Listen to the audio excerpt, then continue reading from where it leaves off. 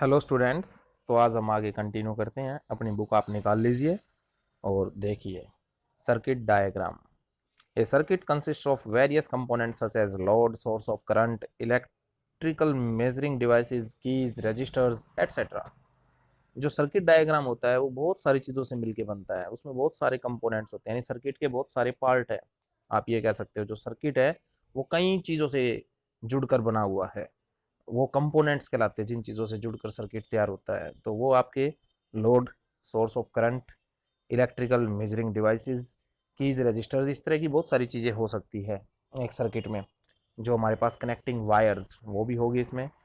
तो सर्किट को ड्रॉ करना, इसकी फिगर बनाना।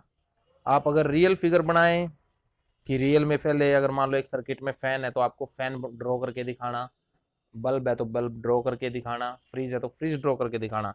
तो ये एक बहुत ही कम्बरसम टास्क हो जाती है, यानी बहुत ही बोझिल हो जाएगा, बहुत ही मुश्किल काम हो जाएगा ये, हर चीज की फिगर को अच्छे से ड्रॉ करना। तो हमने क्या किया, यूनिवर्सली एक्सेप्टेड सिंबल्स उनका प्रयोग किया, यानी पूरी दुनिया उन्हीं सिंबल को फॉलो करती है, उन्हीं को मानती है। तो हमने हर चीज का सिंबल बना दिया। जैसे बल्ब है उसका एक छोटा सा सिंबल बना दिया, बस वो यूज कीजिए आप सर्किट डायग्राम दिखाने के लिए, ड्रॉ करने के लिए। फ्रिज है, फ्रिज का एक छोटा सा सिंबल बना दिया। अगर आप रेजिस्टेंस है तो रेजिस्टेंस का एक छोटा सा हमने सिंबल बना दिया। आपके पास मेजरिंग डिवाइस है, मीटर है, वोल्ट मीटर है, तो ये रियल में ड्रॉ करके बिल्कुल जैसा मीटर दिखता है वैसा बनाने की जरूरत नहीं है डायग्राम में। बस उसका सिंबल कि हाँ दिमाग में आ जाए, लोगों ने देख रखा है मीटर कैसा होता है, ये कैसा होता है, फैन कैसा होता है, तो दिमाग में आ गया हाँ यहाँ पे फैन है। आई बात समझ में? तो सिंबल्स का प्रयोग करेंगे जो कि यूनिवर्सली एक्सेप्टेड हो, और फिर सर्किट को पेपर पे ड्रॉ करना बहुत आसान हो जाएगा। तो representation of a circuit with their symbols to show their connections and relative position within a circuit is called circuit diagram. तो समझे आप, ये जो है the representation of a circuit,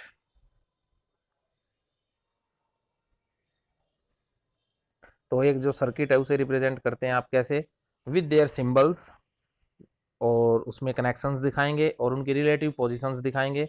circuit में कौन सी जो कंपोनेंट है कौन सी जगह पर लगा हुआ है। तो इस सब को आप जब एक पेपर पे शो करते हैं, ड्रॉ करते हैं, तो वो आपका कहलाता है सर्किट डायग्राम। तो सर्किट डायग्राम को अब ड्रॉ करना बहुत ही आसान हो गया है क्योंकि सिंबल्स आपको यूज करने। तो ये देखिए आप, symbols of some circuit component, circuit में यूज होने वाले कंपोनेंट्स के सिंबल्स। जैसे बैटरी है तो रियल में बैटरी बना के दिखाने की आपको आवश्यकता नहीं है, सेल दिखाने की आवश्यकता नहीं है। तो ये देखिए सेल, तो सेल का सिंबल ये है। ठीक है, बैटरी, तो ये आप सभी दिमाग में रखिए। जो सीधी लाइन होती है वो वायर का, कनेक्टिंग वायर का, वायर क्रॉसिंग विदाउट ए ज्वाइंट, यानी ये जो दो तार दिखाई गई है यहाँ पे, इन दोनों में कहीं पे ज्वाइंट नहीं है। तो ये दो तार, एक तार ऐसे और दूसरी इसके ऊपर से गई हुई है या इसके नीचे से गई हुई है, लेकिन एक दूसरे को टच नहीं कर रही, ये दिखा रखा है। कहीं पे वायर में ज्वाइंट हो तो उसे दिखाने का तरीका क्या है, ये। ठीक है, ओपन प्लग की, यानी स्विच ऑफ है उस समय, उसे दिखाने का तरीका ये है। ओपन टैपिंग की, टैपिंग की हमारे पास तो वो ओपन है, उसे दिखाने का तरीका क्लोज्ड है, क्लोज्ड की को यहाँ बीच में डॉट लगा देंगे ऐसे, और टैपिंग की क्लोज्ड है, उसे दिखाने का तरीका ये है हमारे पास। इलेक्ट्रिक बल्ब इस तरह से, रेजिस्टेंस, वेरिएबल रेजिस्टेंस अगर है तो इस तरह से, और रियोस्टेट अगर है तो रियोस्टेट को दिखाने का तरीका ये रहा। ठीक है, एमीटर इस प्रकार, वोल्ट मीटर इस प्रकार। तो ये अपनी बुक से आप देख लीजिए, ये सारे सिंबल्स है। अब जब भी सर्किट बनाएंगे तो कनेक्टिंग वायर को सीधी लाइन से दिखाएंगे, बैटरी सेल सब आपको दिखाई दे रहा है इसमें स्क्रीन पे। तो इन सिंबल्स को दिमाग में रखिए और केवल इन्हीं को ड्रॉ करना होता है, रियल में जैसा दिखता है वैसा दिखाने की आपको आवश्यकता नहीं है। ऐसे ये कुछ सिंबल यहाँ पर भी दिखाए गए हैं। तो ये galvanometer, transformer, electric fuse, motor और जनरेटर, इलेक्ट्रोमैग्नेट और इलेक्ट्रोमैग्नेट विद आयरन कोर। ठीक है, तो ये सारे सिंबल भी आप दिमाग में रखिए। तो अब जैसे सर्किट दिखा रखा है इन्होंने, ठीक है, और सर्किट कंपोनेंट इसमें यूज किए हुए हैं, ये देखिए। तो ये सेल, रेजिस्टेंस, यहाँ पे जो आपका स्विच है वो क्लोज्ड है, ये बल्ब और ये एमीटर। तो ये सारे, ये सभी क्या है, कंपोनेंट्स। और इन सभी कंपोनेंट से मिलके, और ये कनेक्टिंग वायर भी कंपोनेंट है सर्किट का, इन सभी के कॉम्बिनेशन से क्या तैयार हो गया हमारा एक सर्किट। और सर्किट क्या है, एक ऐसा क्लोज्ड पाथ जिसमें से करंट फ्लो कर सके। तो क्लोज्ड होना जरूरी है, कहीं पे ब्रेक नहीं होना चाहिए, अनब्रोकन कंटिन्यूअस पाथ, ठीक है, having many components, electrical components is known as a circuit. तो ये सर्किट को ड्रॉ करना बहुत आसान हो गया। सेल का काम आपको पता है, पोटेंशियल डिफरेंस पैदा करना और सोर्स ऑफ इलेक्ट्रिक करंट होता है ये, और इसी के कारण करंट फ्लो करता है कॉन्टिन्यूसली, ठीक है। तो ये एक कांस्टेंट पोटेंशियल डिफरेंस मेंटेन करता है सेल, और जिसके कारण आपको एक स्टेडी या कंटिन्यूस कांस्टेंट करंट सर्किट में दिखाई देता है। तो इसको इलेक्ट्रोकेमिकल सेल भी कहा जाता है। इसमें केमिकल एनर्जी इलेक्ट्रिकल एनर्जी में कन्वर्ट होती है। बैटरी कैसे बनती है?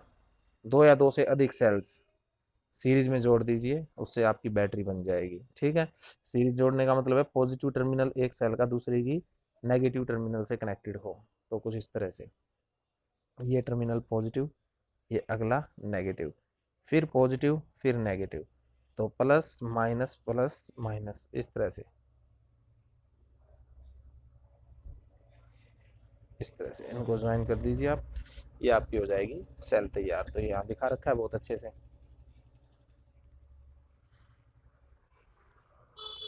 कनेक्टिंग वायर जो होती है वो कंडक्टिंग मटेरियल की बनती है, जैसे कि कॉपर, सिल्वर, एल्यूमिनियम, इनकी बनती है, और इनके ऊपर इंसुलेटिंग लेयर होती है ऊपर रबड़ या प्लास्टिक की। स्विच और की का प्रयोग किया जाता है सर्किट में, सर्किट को क्लोज करने के लिए या ओपन करने के लिए या ऑन ऑफ करने के लिए, आप ऐसे कह सकते हैं, ठीक है। तो इसकी हमें आवश्यकता होती है। रजिस्टर जो होते हैं वो वायर के बने हुए हो सकते हैं, एलॉय के बने हुए हो सकते हैं, ठीक है। तो इनका काम इलेक्ट्रिक करंट के रास्ते में रुकावट पैदा करना होता है, रेजिस्टेंस पैदा करना होता है। रियोस्टेट क्या होता है? वो वेरिएबल रेजिस्टेंस होता है एक तरह का, तो रेजिस्टेंस को कम या ज़्यादा करता है वायर की लेंथ को छोटा या बड़ा करके, ठीक है। इसके ऊपर एक स्लाइडिंग टर्मिनल होता है। तो ये सब कुछ था आपका सर्किट के बारे में। अब हम आगे देखते हैं ओम्स लॉ। ओम्स लॉ क्या है?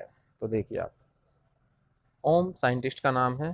तो इन जो ये वैज्ञानिक है, इन्होंने हमें बताया कि कोई भी एक वायर है, उसमें जब करंट फ्लो करता है तो किन्हीं दो पॉइंट के बीच में जब करंट फ्लो कर रहा है, तो उन दो पॉइंट के बीच का जो पोटेंशियल डिफरेंस है उन दोनों पॉइंट के अक्रॉस, वो ओम्स लॉ से रिलेटेड होता है। ओम्स लॉ जो कहता है उसी के अकॉर्डिंग, जो ओम्स लॉ क्या कहता है, वी डायरेक्टली प्रोपोर्शनल टू आई, उसी के अकॉर्डिंग आपको एक्सपेरिमेंट आप करेंगे तो आपको यही देखने को मिलेगा। कोई भी दो पॉइंट लेंगे आप, जो भी कंडक्टिंग वायर है उसमें, और उन दो पॉइंट के बीच का पोटेंशियल डिफरेंस आप चेंज करेंगे तो वैसे वैसे करंट भी चेंज होगा। तो ओम्स लॉ से हम पोटेंशियल डिफरेंस और करंट के बीच की रिलेशन पता करते हैं एक तरह से।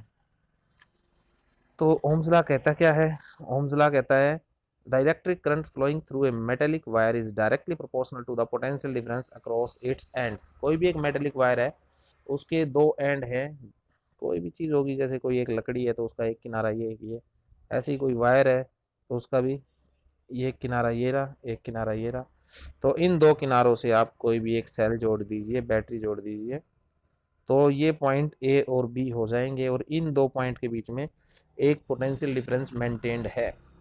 तो वो जो पोटेंशियल डिफरेंस है वो डायरेक्टली प्रोपोर्शनल, ये जो करंट है, आप ये कह लीजिए जो करंट इस वायर में फ्लो कर रहा है, तो ये करंट डायरेक्टली प्रोपोर्शनल होगा क्या, ए और बी के बीच में जो पोटेंशियल डिफरेंस है, ए और बी के बीच में एक पोटेंशियल डिफरेंस है जिसको डेल्टा वी या सिंपली वी भी लिख दिया जाता है। तो ओम्स लॉ में जो वी होता है वो इलेक्ट्रिक पोटेंशियल नहीं होता, इलेक्ट्रिक पोटेंशियल डिफरेंस होता है। तो electric potential difference is directly proportional to the current flowing through a wire. और इसमें फिजिकल कंडीशंस को आपको क्या रखना है, कांस्टेंट, जैसे टेम्परेचर आपका एक फिजिकल कंडीशन है, ह्यूमिडिटी, इन प्रेशर, ये सारी चीज़ें आपकी कांस्टेंट होनी चाहिए। उस समय जो भी वायर में करंट फ्लो करेगा वो डायरेक्टली प्रोपोर्शनल होगा पोटेंशियल डिफरेंस के। यानी अगर आप पोटेंशियल डिफरेंस बढ़ाते जाएंगे तो करंट बढ़ता जाएगा। दोनों में लीनियर रिलेशनशिप है, और लीनियर रिलेशनशिप का जो ग्राफ होता है वो आपका कुछ ऐसा होता है। तो वी आई के बीच का ग्राफ है ये, ओम्स लॉ का ग्राफ है, और ये लीनियर ग्राफ, एक स्ट्रेट लाइन ग्राफ है।